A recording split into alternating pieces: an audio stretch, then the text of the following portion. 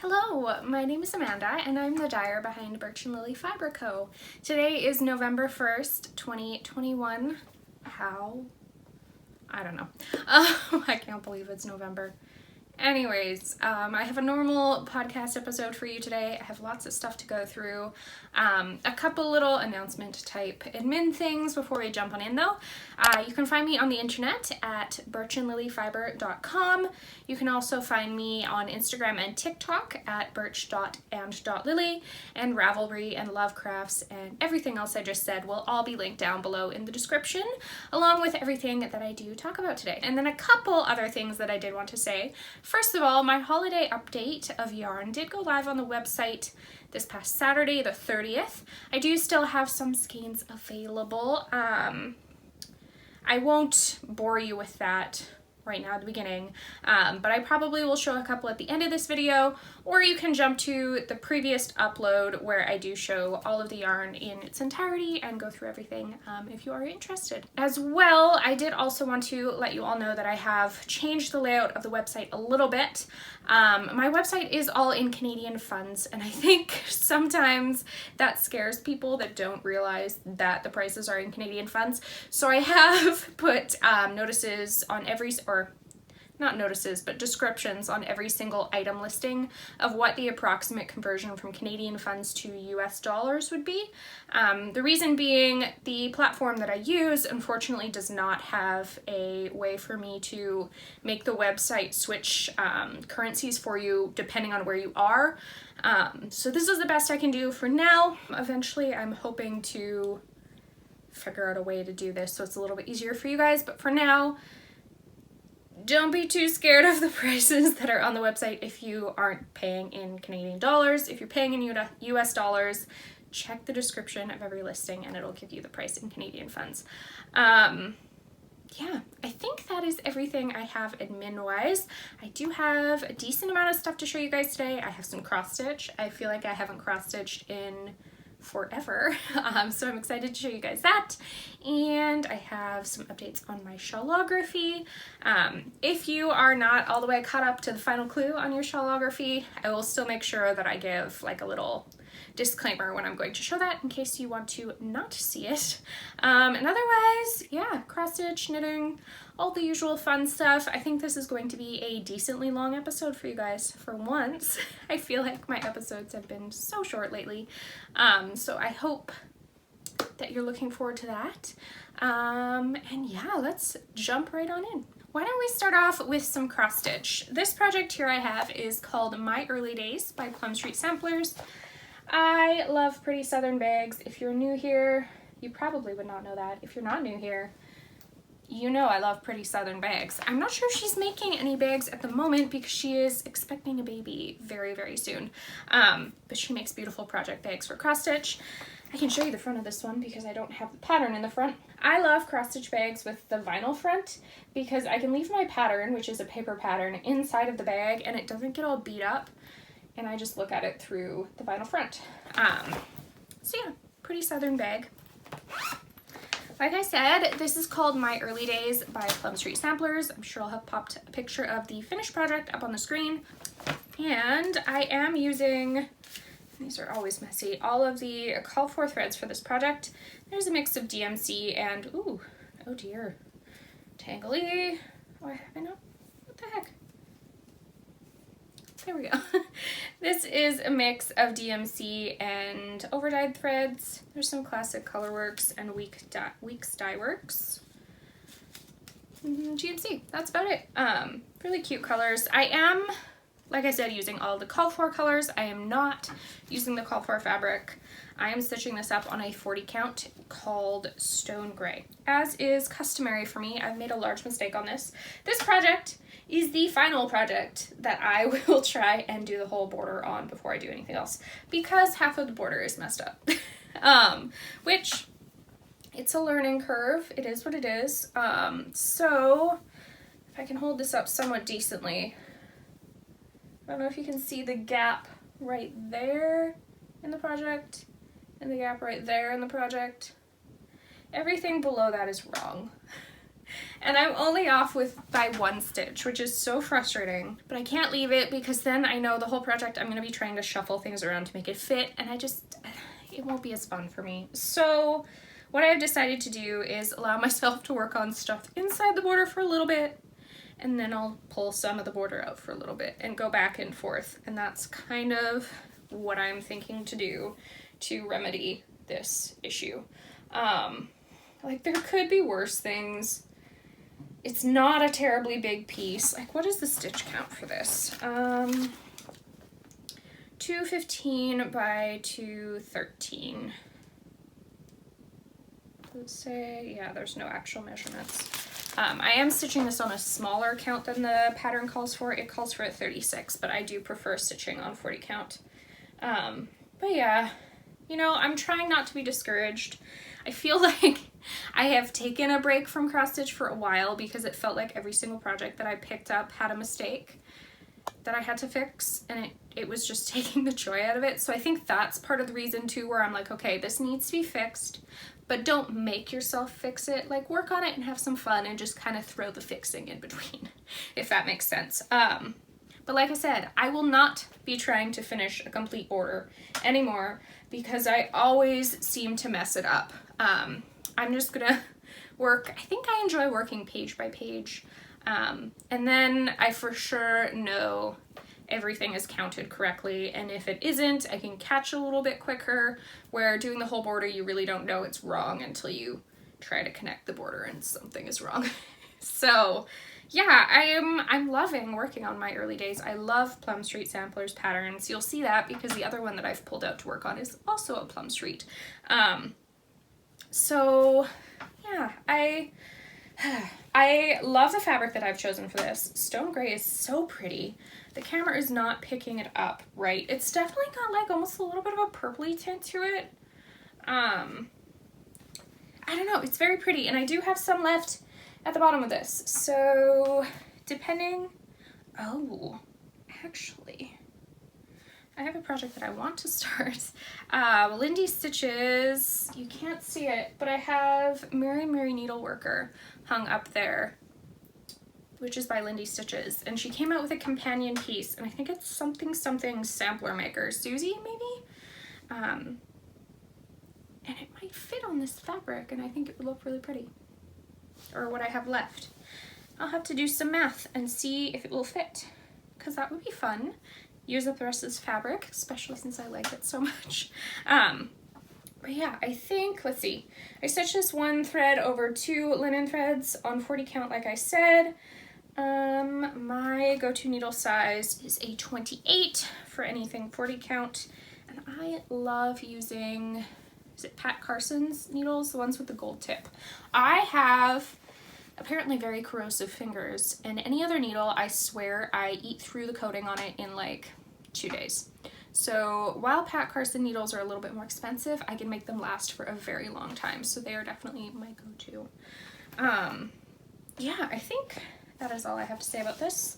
I don't know if I mentioned at the beginning, but any questions you have, please feel free to ask me down below in the comments. I would love to help you out, because I know I always miss saying some things during the podcast, especially since I've been doing this for so long. This is episode 95, looking at my notes. And so I think sometimes I'm just like, okay, I gotta say this, and then I end up missing things. So if you ever have any questions, please ask me. I want you to learn something from me rambling on about what I'm making. So yeah, like I said, I think that's all I have to say about my early days. Let's jump into some knitting. So I forgot to put a progress keeper on this, my bad, but I have a general idea of where I was last time, so we should be good to go. This is called Brioche and Mystery. It's a pattern by Susanne Sommer. It was a mystery knit along in the spring, but I was too chicken to cast it on because I wasn't sure what it was going to look like. Now I've fallen in love with Susanne Sommer's patterns and Stephen West. Shawlography coming up. But I don't know. I think it's the brioche knitting that I've fallen in love with. I've really been enjoying brioche lately, and it's been making me want to knit again. And if you've been around for a little while, I've been in a slump, and this is getting me out of the slump. So if I knit all the brioche things and that's all I want to do, then who cares, right? Anyways, Brioche and Mystery, Susanne, Sommer. This bag here is from that crafty little fox. The shawl is starting to explode out of it, so I think I need something a little bit bigger. But I'm almost done my Shawlography, so I may move this over into the Shawlography bag when this is done. Or when it's done, so that this has a bigger bag. Anyways, I am using 4 different colors for this. The pattern calls for 4 colors. All of them are from Hey Sister Yarn Co. except for one. Unfortunately, Hey Sister Yarn Co. is no longer dyeing yarn, which is sad because I love their yarn. But they have the cutest little babies and they don't have time to dye yarn, and that is totally fine. So let's start with the Sugarplum Circus, just to get that out of the way. This is the skein of Sugarplum Circus yarn here. Very pretty blue. This is called Seaglass. Beautiful. This is a 75-25 base. There is one other 75-25 that I'm using for the shawl, and then I'm using 2 80-20s.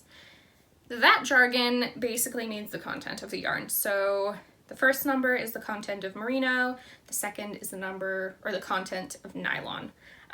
Sometimes there'll be other things in the content as well, in which case the numbers may change, and I will point that out. But if there's 2 numbers, it's always guaranteed to be merino nylon, because that is usually my go-to for knitting, is a merino nylon. Anyways, this is called Seaglass. I love it very much. It's very cute. Cute, pretty. Next here, so now we're getting into all of the Hey Sister Yarn Co., which unfortunately you can't get anymore. This was from a club that they had. This colorway is called Queen Buttercup. It's showing a little washed out on the camera. If I get it closer, maybe. It's a little bit more peachy pink than what it's showing us, but it's very cute. What is with me saying cute today? I don't know. I like this color. It's pretty. Then here we have Halycon, which is like a beautiful mustardy brown sort of color. This is an 80-20. Queen Buttercup is a 75-25. And then the final colorway I have is called Matte Lip. This is a little bit more mauve-y than is showing. Let's see if I can hold them all at once. There. So these are the colors I'm using for my Brioche and Mystery. And as the pattern says, there is Brioche. Brioche is so easy though. If you have not tried Brioche, I highly recommend giving it a chance. It's so much easier than it seems. And it gives the neatest looking, whew, hair everywhere, the neatest looking outcome when you knit it up. So my needles are almost getting too small for this. I am knitting this up on a pair of US 3.25 millimeter needles. The pattern does call to use 3.5 millimeters for US 4, but I dropped down just because I know my brioche knitting is usually quite loose. So I wanted to give myself just that little bit more leeway so that I wouldn't run out of yarn, because I'm bad and I don't swatch when I do shawls. So that is why I dropped down the needle size. So last time, interestingly enough, this shawl, you knit the, let's see, gotta figure out what direction I'm looking at here. You knit this center triangle portion, which is knit with the mustard color and like the peachy color, in this direction, back and forth. And then you knit across and you pick up stitches on the other side of it to turn it into this. And that is where we are. I hope that makes sense. But very easy. I was a little nervous because it's picking up over 100 stitches on the one side. But the way the pattern is written, it's very easy to do, and I got it first try and no mistakes. So if that makes you nervous, I wouldn't worry too much. Anyways, so that triangle is done. I think last time I showed this to you guys, this center triangle here was about halfway done. So I knit about halfway further on that, and then did all my picking up of stitches, and now I've continued on. So I will put a progress keeper on this before I finish this episode. Does that make sense? It will have a progress keeper for next time. So now I've started, I'm just gonna hold it like this because everything's so scrunched on the needles. Now I've started on this section. So this is, I can't remember, it's like a broken brioche almost. It gives this really neat pattern. Very cool. Something new I've never knit before. And then now I'm working on like a syncopated brioche section. So you can see it switches back and forth between the column colors. So here, the columns are that peachy color, and then right here, oops, they're matte lip, which is kind of neat. And again, so much easier than I expected. Really not that hard at all. And I'm really enjoying it. So, yeah, I'm not sure much what else to say. It's been a lot of fun. Definitely though, my mind has been on finishing my Shawlography, so I've been working almost exclusively knitting wise on my Shawlography, and then when I had finished a clue I would move over to my Brioche and Mystery here, and then I would switch back to my Shawlography when the next clue came out. All the clues are out now for the Shawlography though, so if you're kind of waiting to knit it until you had all the clues and you could see what the final product looked like, now is the time to go look at it. Yeah, so I think that is all I have to say about this. Nothing too crazy. And I have one other cross stitch piece to show you. So this one is another story of a mistake, but this time I made the mistake last night. It wasn't one that I found when I picked it up, so I guess that's worth something. But this mistake I caught pretty fast, so I should be able to fix it quite quickly. I haven't fixed it yet, but next time I pull this out, I will fix it and it will be fine. So this bag here is another pretty southern one, mixing cross stitch ending with some knitting sheep. So what I am doing here, this has a little bit of a backstory. Plum Street Samplers has come out with 4 separate patterns that have 2 tiny little patterns each in them. I guess I could hold one up to show you. This is the one I am working on right now, called Winter Saltboxes. So see how it has the 2 patterns in there? So there's 4 of these, 1 for each season, and I'm putting them all on one piece of fabric. So, let's see, called for threads, all the called for threads. These are the threads for literally every single one, all 4 different sets of 2, if that makes sense. So everything here is all in one bag, just so that I could work on stuff intermingled at the same time. I'm stitching this all up on a large piece of 36 count Oaken I had in my stash. And I'm stitching this whole project 1 thread over 2 linen threads as well. And I'm going to fold this up so that I don't have to hold the whole piece up. So this is where I am. So I have the first of the 2 winter salt boxes done. And the way I'm going to lay these out is winter, winter, then whatever season I do next on top of each other and all the way across. So there's like 4 and 2. 4 this way, 2 this way. So yeah, I have the very first salt box done. I am going to stitch all of the white on them like a crazy person so that they all look like Polaroids. Then I have started the second one. The little deer closest to the center, that's where I made a mistake on his body. So I'm gonna pull that out, but that's fine. But look how cute. Absolutely adorable. Very happy with how it's turning out. And I'm glad I pulled this out again. I was kind of thinking I want to do some winter stitching the other night, and so that's why I pulled this out. And then I don't know why I pulled my early days out, but that's why I pulled this one out, because I wanted to do a little bit of winter something. So not tons done on here since the last time, who knows when I showed this, because all I've really done is the antlers and the deer bodies. So not tons done, and then I found my mistake, and that was the second mistake I had found of the night, because I found the mistake on my early days and I was like, okay, I gotta set this down, it's cool, we'll pick something else up to stitch on.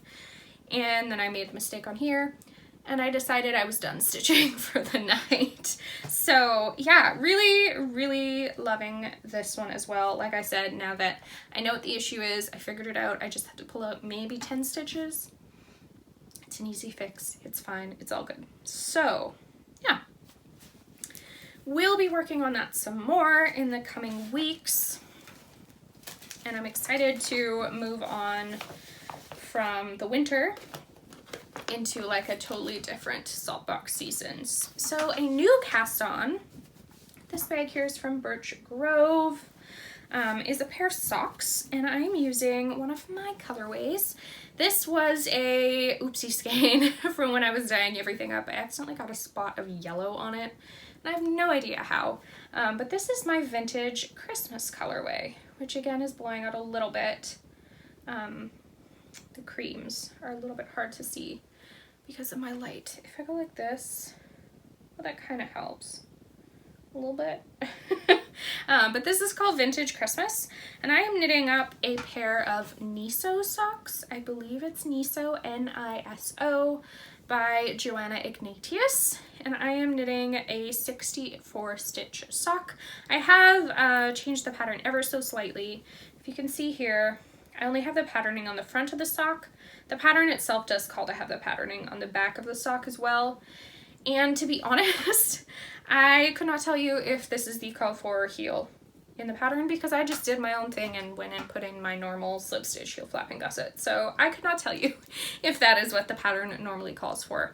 The one thing I do like about Joanna's patterns though, depending on if you prefer top down socks or toe up, she writes every single one of her patterns with both options. So I like knitting top down, so I'm knitting these socks top down, but if you were a toe up knitter, you could totally knit this pattern too, and she has it all converted and ready for you, so that's kind of cool. I think, honestly, I changed a lot of things on here. The only thing that really is based off the pattern is this texture here. I did a 2x2 rib cuff, so 2 knit stitches, 2 purl stitches, and I did insert this like purl ridge around the top in there myself just to kind of have like a little bit of a divide between the cuff and the pattern on the foot. And then yeah, like I said, I have no idea if this is the called for heel flap in the pattern. This stitch marker is here just so I know when I inserted the heel, so when I knit the next sock I will be able to make them look the same. And then this pattern here is so pretty. I think it's an 8-row repeat, but 4 of those rows are just straight knitting, so it's very, very easy, but it gives such a pretty texture. And I think it looks really neat actually with how this skein is knitting up. It's definitely doing some micro striping, as you can see on the back, just where it's stockinette stitches, but it looks really neat in this pattern. Yeah, I'm really, really happy with it. The only thing I have to say is there are some slip stitches in it, and it definitely makes this a little tight. So you can see there's a little bit of a difference in my gauge between the front of the sock and the back. That was my chin, not the sock. So there's a little bit of a difference, but I don't think it's going to make too much of a difference once it's all blocked and stuff, because I'll be able to pull on this and everything and fix that up. So yeah, these are on my usual 2.25mm US 1 needles. I love using the, what are these called? Chiaogu Mini Twist.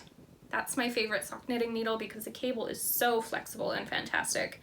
And I cast on 64 stitches for these. They are going to be a gift. So Christmas knitting continues. Yeah, I love this. It's been a very good TV watching knitting project because I have the pattern repeat memorized. I don't have to look at the pattern a lot, and I'm just able to knit in circles, and it's wonderful. So I was going to show my Shawlography next, but I think I will show my one other project that I have, which is just some more socks.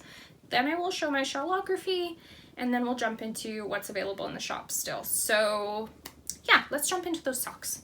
My husband has really large feet. He has size 12 feet. So the deal we have is he gets 1 pair of socks a year. I usually knit them for Christmas, and that is all he gets because they take forever. So this bag here is from, I can never remember, the Striped Tangerine, And it goes very well with his socks because I am knitting him socks out of some mustache yarn that is Star Wars themed. The colorway I'm using is called Lando. And mustache yarn is amazing because it comes in 2 separate skeins so that your socks like match perfectly, which makes me very happy when I'm knitting a self-striping sock because I want them to match. So I haven't actually looked at these since we went to see the new James Bond movie. I knit these in the dark at the movie. They look pretty good though. So here they are. These are just a plain vanilla sock. I did a 2x2 cuff on here. 64 stitches is what I cast on. And I'm just knitting, I think I am about where I will put in the heel, actually. So that is exciting. And then I move on to the size 12 foot, which will take quite some time. But yeah, these are knitting up really cool. I haven't even, like I said, looked at the pattern that the striping made since we went to the movie either. So love these. These are also 2.25 millimeter needles, a US one. These are not the mini twist though, it's just like a red lace needle, but they work pretty good as well. And that little Yoda stitch marker there is from Random Fandom Bags. I'm not sure if she has any in her shop right now. She usually does like pre-orders for different types of markers. So that is Yoda. Yeah, nothing crazy with these. Like I said, it's my movie knitting. We went and saw the new James Bond movie, which made me cry. But I just sit there in the dark and knit away. So that is my movie knitting. And like I said, I think I'm ready to put in the heel. So I'll probably pick a contrasting mini skein for that, just so I don't break up the stripes on the sock, because that bothers me. So I'll have to dig through my stash and find something for that.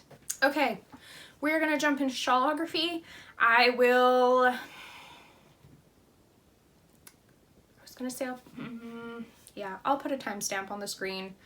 I'll try my best. I should remember. If I don't put it on the screen, check in the description and I'll have a timestamp for you in the description for sure of where to skip to, so you don't have to look at the Shawlography if you're not ready for that yet. I am on the final clue, clue 4, so if you haven't got to clue 4 yet, you won't want to look. So yeah, actually, you know what? I'm gonna show the yarn first and then I will show the shawl. I'll let you know when I'm gonna put it up on the screen though, so don't worry. I have this just in a tote bag from the Fiber Nook, and I'm using many colors of yarn. This shawl, this mystery knit along, I guess, first of all, this was a mystery knit along, it's done now, but the pattern is available all as one piece now if you still want to knit it up. But the way a mystery knit along works is that you get certain portions of the pattern for a certain amount of time. So the way this one worked, there were 4 weeks, and each Friday of that week you receive a portion of the pattern, and you knit and you don't know what it looks like until you're completely done, which is not something I usually like to do. I saw the first clue of this knit up and I fell in love with it, and I started after clue 1 it came out, and the rest of the clues were a surprise to me. So yeah. Can I hold all these at once? Almost. Those are some of the colors, and then there's also a gray. There. So quite a few of these are one-of-a-kinds from Autumn and Indigo yarns, but these two are not one-of-a-kinds. These are both from, focus please. Hello? No? There we go. These are both from Sugarplum Circus yarns. This color right here is called Rosemerta, and this one, the gray, is called Moon. They are both on her 80/20 base. What is it called? Does it have a name? Just sock. So 80% superwash merino, 20% nylon. And then the other 3 colors I'm using, these are all one-of-a-kind, so they are, unfortunately, are not purchasable anymore. But they are all from Autumn and Indigo yarn on a 75% superwash merino, 25% nylon base. So yeah, none of them have names. But yeah, Let's see, I'm knitting this up on a 3.25 millimeter needle, a US 3. The pattern calls for a 3.5 millimeter needle, a US 4. Same as my Brioche and Mystery, I dropped down just to be safe. And I'm glad I did because I'm getting nervous about this color. I kind of feel like I might run out of it. We'll see. I should weigh it. I probably have a good 35 or more grams left in here, so I might be fine. I think, yeah, I don't know. We'll see. It would be very sad if I ran out like right before the end of this, but if it happens, and we'll go with it. Anyways, I think that is all I have to say. So I'm gonna show the shawl in like 10 seconds. So if you don't want to see, either look for the timestamp down below in the comments or just don't look at the screen until I say it's put away. Okay, ready? Here is my current state of my Shawlography, which is gonna barely fit on the screen. And I'm basically just looking through it and hoping I can see the monitor. Yeah, how do I feel? I like it, I don't love it. I'm very happy with all the things I learned with it, so that's a good thing. I just don't know how I feel about it going from this crescent shape to like this oblong-y shape. Does that make sense? I don't know. Yeah, okay, let's see. Since last time, I think last time I had just finished these guys and I didn't have any of this knit. I really enjoyed the welting. I'm not sure I like how it looks, but it was really fun to knit. Focus, please. Hello. There we go. Yeah, the welts were really fun to knit. I don't know if I like the look per se, but I enjoyed knitting them. The baubles were fun. I'm happy with how they turned out. They're definitely staying quite bobbly, if that makes sense. And then this garter section, I don't know, it was just comforting knitting, so that was really fun too. I guess it's not really garter. It's like a modified garter. The brioche was fun. Like I said, I've been loving brioche lately, so that was really fun. The pattern does give you an option to not do brioche though, if you don't want to do brioche, but this is like crazy easy brioche, so if you've never knit it before, this is the time to try it. And now I'm working on this rainbowy thing. Oh, I really like this section too, the crisscrosses. That was really fun. But yeah, now I'm just working on these rainbowy stripes, which are taking a really long time.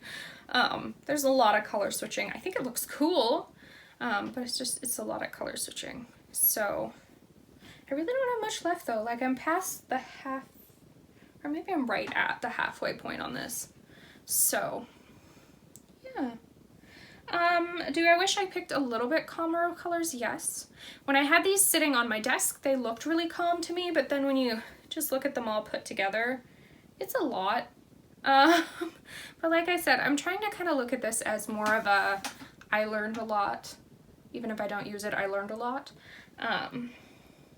So that's the way I'm looking at it. I also do wish I wove in some of the ends along the way, because there's a lot of them, but it is what it is. I tried doing the end weaving method that Stephen West does himself. I think he calls it the Weave in Stephen.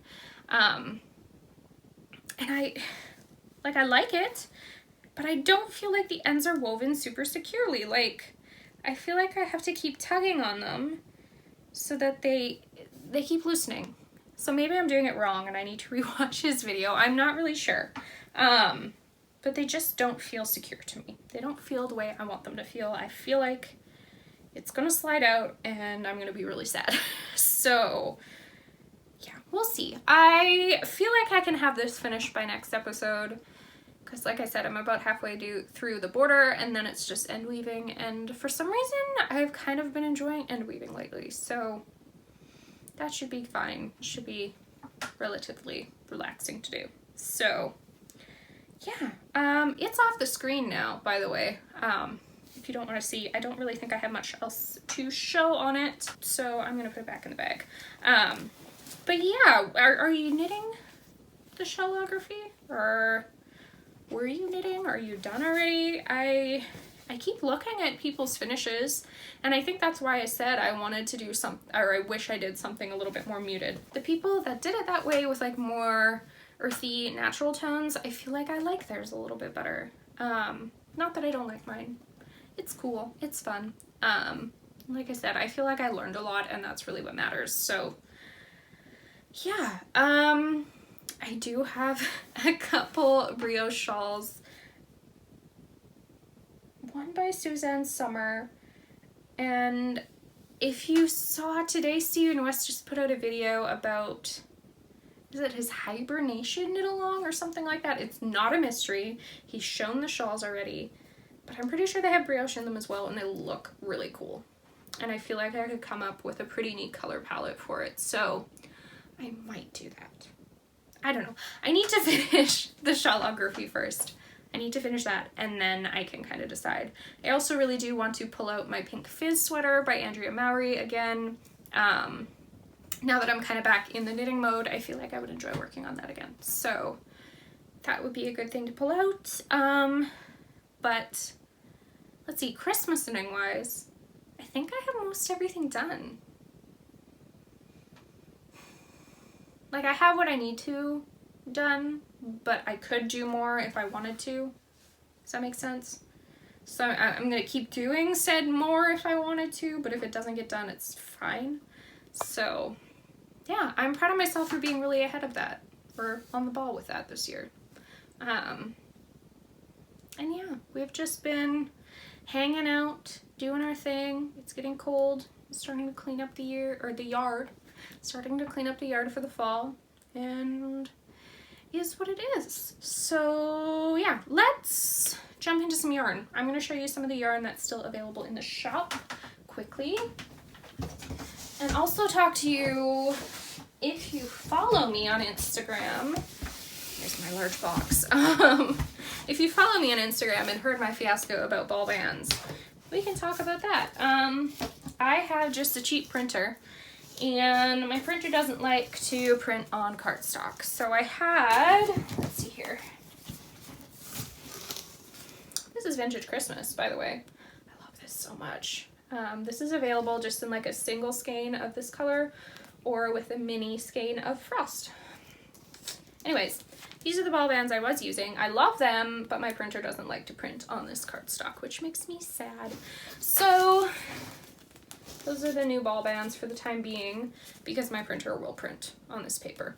Unfortunately, I think it was running out of ink when I printed some of these, so they don't look exactly how I wanted them to, but I don't want to waste ink / paper, so they still look cute.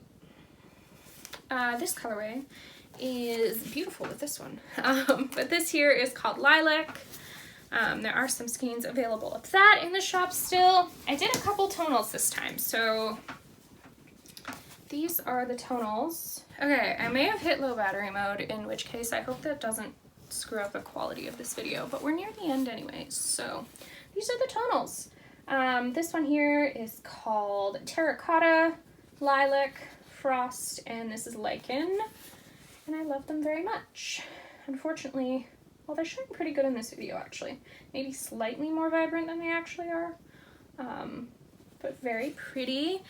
And they go really well with all of the variegated skeins that are available in the shop right now as well. So tonals are available. There's a couple skeins left of each of these. So if you're looking for a sweater quantity and there isn't one available, message me and I will happily dye some up for you, so that you have a full sweater quantity. I'm not going to dye any more up unless someone asks, if that makes sense. And what else? This is the other sock set available in the shop right now. This is called Evergreen, and it's got a mini of Halycon. I love both of these so much. I don't know why he's so floppy. So yeah, Evergreen and Vintage Christmas. I think there's only like 1 or 2 of this one left in the shop. And then, what else do I have? Baubles. This is just a single skein that's available. This is Baubles, so it's like a pale purpley gray base with magenta and spearmint, deep purples, very pretty.